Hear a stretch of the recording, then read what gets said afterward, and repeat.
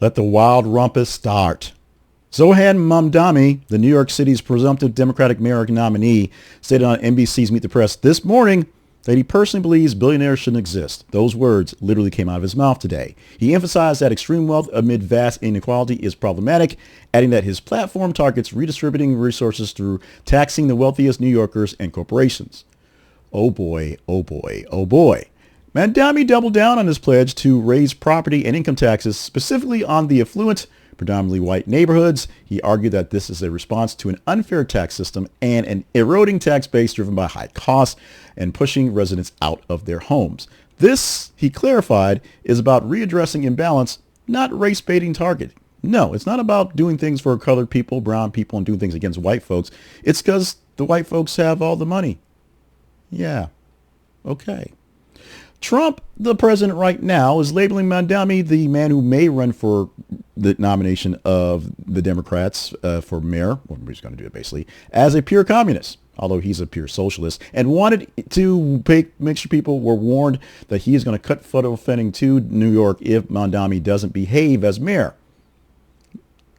I'm not sure he can do that, but he said he will. Mamdani responded to such attacks as versionary, aimed at detracting from policy debates that he should be having with Trump and not just back and forth on Truth Social. New York Governor Kathy Hochul also distanced herself from Mamdani, criticizing the cost of his tax plans and withholding her endorsement for the spot.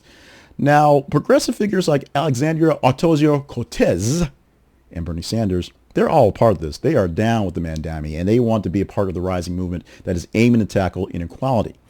Meanwhile, moderate Democrats like Hakeem Jeffries, Kathy Hochul, we told, and Chuck Schumer know better.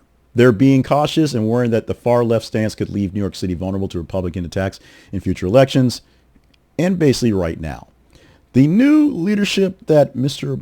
Mamdani is basically saying he wants to put up for grabs is signaling some bold moves to face the issues that do exist on inequality and to reorganize and regenerate the working class support for grassroots backing in New York City and maybe around the world.